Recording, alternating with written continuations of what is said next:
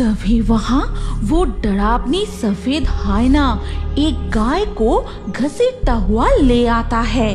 फिर वो हायना जोर जोर से दहाड़ने लगता है। चल कपिला, आज तुझे लेकर सुंदरबन के जंगल के अंदर चलते हैं। वहाँ बहुत सारी नरम घास है, तू मन भर के खाना, ठीक है? ये कहते हुए माधवी अपनी कपिला गाय को लेकर जंगल की ओर चल पड़ती है और चलते हुए कहती है, तुझे डरने की कोई जरूरत नहीं। वहाँ तेरे जैसी बहुत सी गाय घास खाने आती है। वहाँ कोई बाघ भी नहीं आता। तो मन भर कर घास खाना, तब तक मैं जंगल से लकड़ियाँ इकट्ठा करके लाऊंगी। ये कहते हुए माधवी अपनी कपिला गाय को लेकर सुंदरबन के जंगल के अंदर पहुँचते हैं। इसके बाद अरे आज तो यहाँ सिर्फ 2 ही गाय बंधी है। क्या आज ज्यादा लोग जंगल में लकड़ी बीनने या शहद इकट्ठा करने नहीं आए? यही तो गायों को बांधकर सब काम पड़ जाते हैं। इसके बाद माधवी कपिला गाय को वही बांध देती है। फिर वो जंगल के और गहराइयों में जाकर लकड़ी बीनने लगती है। तभी अचानक उसे एक डरावनी आवाज सुनाई देती है। हे भगवान, कितनी डरावनी आवाज है। ये तो हायना की आवाज। लगता है वो आसपास ही कहीं है। यहाँ अकेली रहना ठीक नहीं होगा। उधर धबली भी अकेली है। मैं जल्दी लकड़ियाँ बांधकर कपिला को लेकर घर जाती हूँ। माधवी की ये बात खत्म होते ही अचानक वो देखती है कि 2 बाघ दहाड़ते हुए उसके सामने से भाग जाते हैं। ये तो बाघ है। लगता है उन्हें मेरी मौजूदगी का एहसास नहीं हुआ। इतनी पास से वो दौड़कर चला गया। अगर मेरी गंध उन्हें मिलती तो अब तक मैं जिंदा नहीं होती। अरे एक और बाघ दौड़ता हुआ जा रहा है।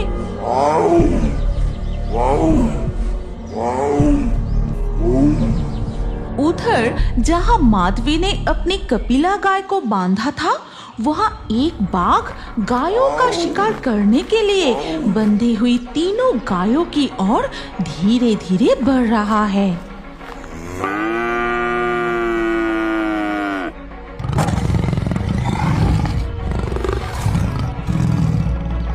बंधी हुई 3 गाय बाघ को देखकर जोर जोर से रंभाने लगती है। बाघ गायों के आसपास घूमने लगता है, जैसे ये तय कर रहा है कि तीनों में से किसे छोड़े और किसे पकड़े।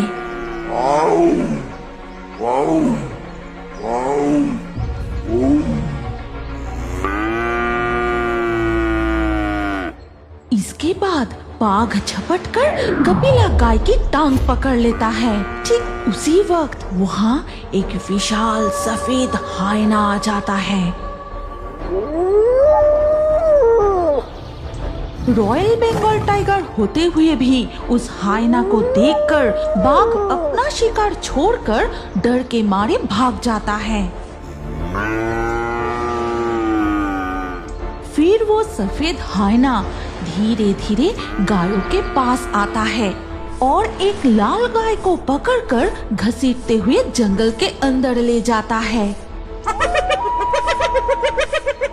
मेरी लकड़ी इकट्ठा करना और बांधना दोनों ही हो गया है। अब कपिला को लेकर जल्दी घर लौट जाती हूँ। फिर माधवी कपिला गाय के पास पहुँचते ही वो चौंक जाती है। उसके सिर से लकड़ियों का गट्टर गिर पड़ता है। अरे कपिला, तेरे पैर में ये क्या हो गया? और एक गाय कहाँ चली गई? समझ गई, जरूर यहाँ कोई बाघ आया था। चल कपिला, यहाँ एक पल भी रुकना ठीक नहीं होगा। लेकिन इस गाय को यहाँ अकेली छोड़कर जाना भी तो ठीक नहीं होगा। ये किसकी गाय हो सकती है? अगर इसे यहाँ छोड़कर गया तो बाघ लेकर जाएगा। माधवी उस गाय की रस्सी खोल देती है और कपिला के साथ उस गाय को भी लेकर अपने घर लौट आती है। तभी माधवी का पति मछली की हंडी और जाल लेकर घर लौटता है। अरे माधवी, ये तुम किसकी गाय घर ले आए हो? ये क्या, कपिला के पैर पर तो कटने का निशान। कपिला के साथ क्या हुआ था? आज मैं इसे लेकर जंगल में लकड़ी बीनने गई थी। जहाँ सब गाय को बांधते हैं वहीं कपिला को बांधकर माधवी अपने पति गौतम को जंगल की सारी घटना खोल के बताती है और सब कुछ सुनकर माधवी, आज तुम्हारा भाग्य बहुत ही अच्छा था, नहीं तो तुम, कपिला और ये गाय कोई भी जिंदा घर नहीं लौट पाते। तुम्हें पता नहीं सुंदरबन के जंगल में कौन घूम रहा है? जंगल में ऐसा कौन घूम रहा है? कोई डकायत है क्या? तो फिर सुनो भाग्यवान, आज मैं कलिंदी नदी में मछली पकड़ने गया था। वहाँ जाने की हिम्मत कोई नहीं करता, इसलिए बहुत मछली मिलती है। गौतम माधवी को पूरी घटना बताने लगता है। आज तो बहुत सारी मछलियाँ मिली, हंडी पूरा भर गई। मैं थोड़ा जंगल के अंदर जाके देखता हूँ, अगर कई मधुमक्खियों की छत्ता मिल जाए तो तोड़कर शहद घर ले जाऊंगा। गौतम नदी किनारे अपनी नाव छोड़कर जंगल के अंदर शहद की तलाश में जाता है। नहीं, यहाँ तो एक भी मधुमक्खियों का छत्ता नजर नहीं आ रहा। मैं थोड़ा जंगल के अंदर जाकर देखता हूँ। ये कहकर गौतम जंगल की और गहराइयों में जाता है। तभी अचानक उसकी नजर जमीन पर गिरे 2 बाघों पर पड़ती है। अरे बाप रे, ये तो बाघ है, लेकिन ये इस तरह जमीन पर क्यों पड़े हैं? ये क्या? उनके शरीर पर खरोच और कटने के निशान। बाघ की ऐसी हालत कैसे हो सकती है? तभी वहाँ वो डरावनी सफेद हायना एक गाय को घसीटता हुआ ले आता है। फिर वो हायना जोर जोर से दहाड़ने लगता है। हे भगवान, ये तो सफेद हायना है। इसका मतलब ये हायना इन बाघों की ऐसी हालत की है। अब मैं क्या करूं? अभी यहाँ से भागना पड़ेगा। फिर गौतम जैसे ही पीछे की तरफ मुड़ता है, तभी उसका पैर सूखे पत्ते पर पड़ता है और तभी वो सफेद हायना उसे देख लेता है। अब तो मैं गया, हायना मेरे और ही आ रहा है। जा भाग यहाँ से। अब मैं क्या करूं? जान बचानी हो तो कुछ ना कुछ करना ही होगा। वो रहा पेड़ की डाल पर मधुमक्खियों का छत्ता। तभी गौतम एक पत्थर उठाकर सीधा मधुमक्खियों के छत्ते पर मारता है और मधुमक्खियाँ सफेद हायना पर टूट पड़ती है। फिर क्या हुआ? फिर मैं नाव लेकर सीधा फॉरेस्ट ऑफिसरों के पास पहुंचा। उन्हें सफेद हायना के बारे में बता के आज किसी तरह अपना जान बचा के मैं घर लौट आया हूँ। वन देवी ने आपका रक्षा की। चलो कमरे के अंदर चलो।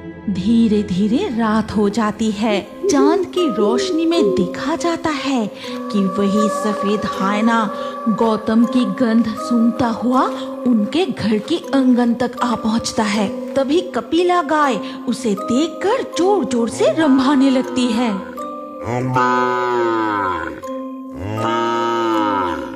जी, उठो ना, जरा देखो तो कपिला इतनी जोर से चिल्ला क्यों रही है? क्या कोई चोर आया है? हाँ, सही कह रही हो। मैं जाकर देखता हूँ। फिर गौतम दरवाजा खोलकर आंगन में आके देखता है, आसपास कुछ भी नहीं है। फिर वो गौशाला के पास जाते ही गाय जोर जोर से रंभाने लगती है। क्या हुआ कपिला? इस आधी रात को इतनी जोर से क्यों चिल्ला रही है? हायना छिपा हुआ था। अब वो पीछे से धीरे धीरे गौतम की ओर बढ़ने लगता है और ये देखकर कपिला चुप कर कपिला, चुप कर, इतना मत चिल्ला। क्या भूख लगी है? गौतम को पता ही नहीं चलता कि वो हायना उसका शिकार करने के लिए बिल्कुल उसके पीछे आ चुका है। कपिला कभी भी इतना नहीं चिल्लाता। आसपास थोड़ा अच्छे से देखता हूँ। जैसे ही गौतम पीछे मुड़ता है वो देखता है उसके सामने वो सफेद हायना। ये तो वो हायना की आवाज है। बचाओ बचाओ माधवी, बचाओ। सर्वनाश! तो क्या वो हायना? नहीं, ये नहीं हो सकता। तभी माधवी तुरंत घर से बाहर निकलती है और देखती है कि वो सफेद हायना उसके पति के पैर पकड़कर जंगल की ओर ले जा रहा है।